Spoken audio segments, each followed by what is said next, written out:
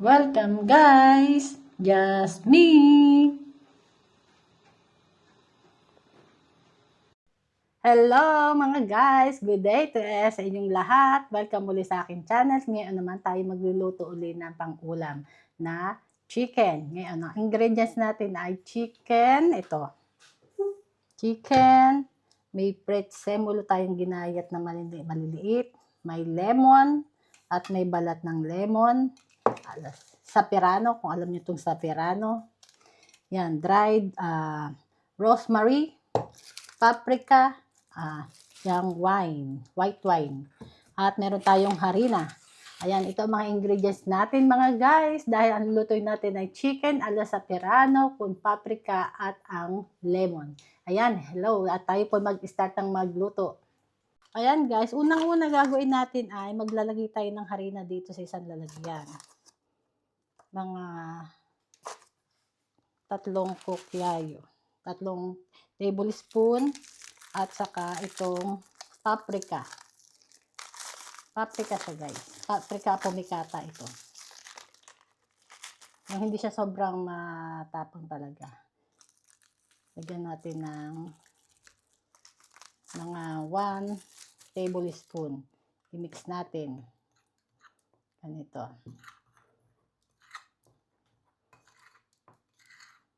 At ilalagay natin to ngayon dito sa ating chicken breast po to na ginayat. Bago natin siya uluto. Yan, i-mix natin lahat.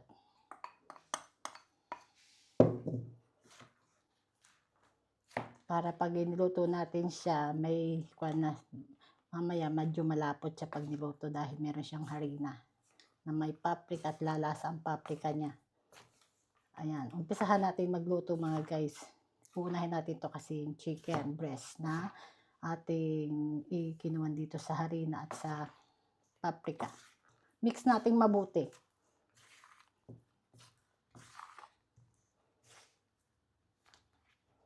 Ayan o, kita nyo, na-mix na natin mabuti.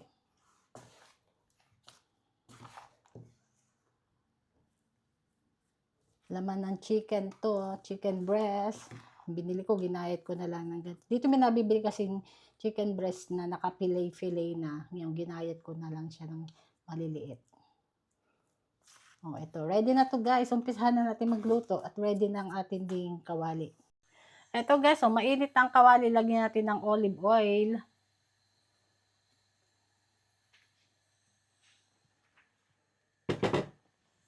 After may lagyan natin yung olive oil, mainit na rin naman ang kawali.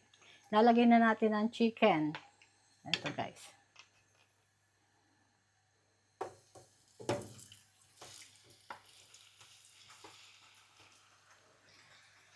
Kasi para natin siya munang ipiprito. Papupulahin natin yung chicken niya. Papupulahin o magiging dark brown siya. Ayan. Hayaan natin siyang maluto guys. Na malutong mabuti para mas maganda kasi yung maging kulay niya. Yung medyo brown na brown ang kulay ng chicken.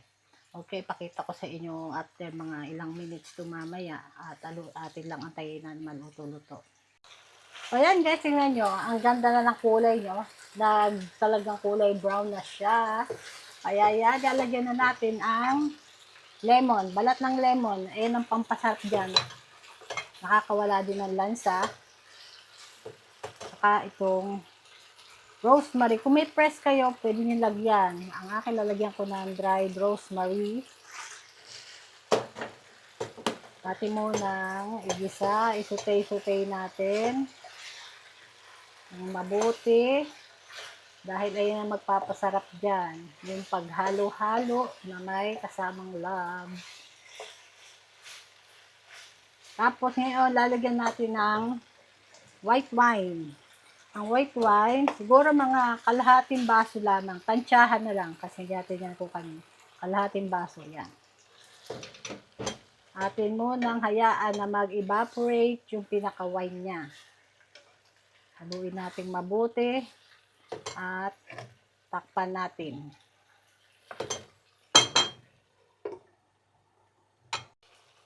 Eto na guys, so after na mag-evaporate ang wine, lagyan naman natin ng lemon.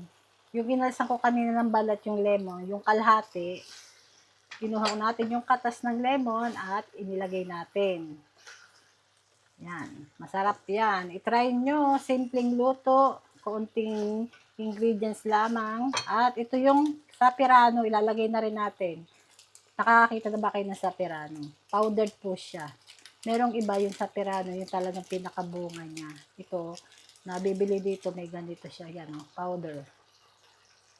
Dalawa ang ilalagay natin na sapirano. Ayun ang magpapanganda ng kulay dyan at magpapalasa.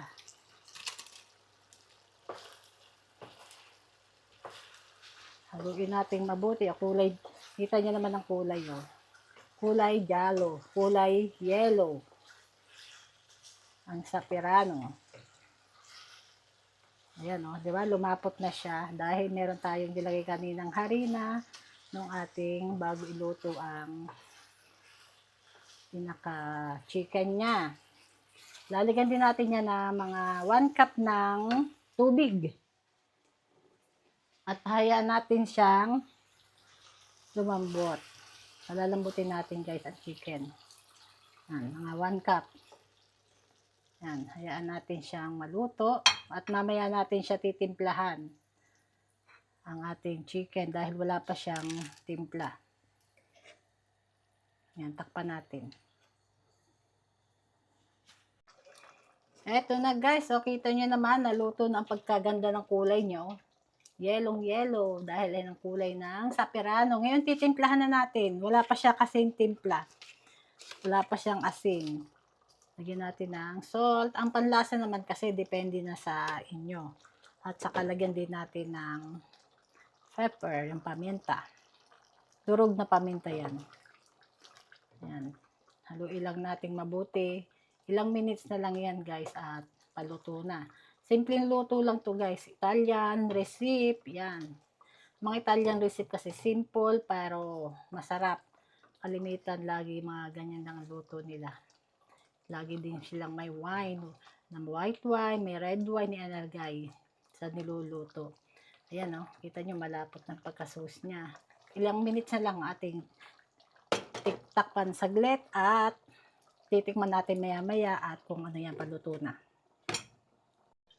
Ito guys, tingnan natin at paluto na to. Yan, lalong lumapot ang pinakasabaw niya. Sa lasa, okay na yung nilagay natin kaninang asin at paminta. Ngayon sa huli, lagyan natin ng prezzemolo. Prezzemolo po ay sa atin parang kinchay siya. Ito, yan, kung tama ako kung kinchay. Tawag dito prezzemolo. Ayan guys, oh. Luto na to. At ayan ay napakasarap. Tikman nyo. I-try nyo iluto sa mga bahay nyo. At nang masubukan nyo rin magluto ng ibang lutong Italiano food.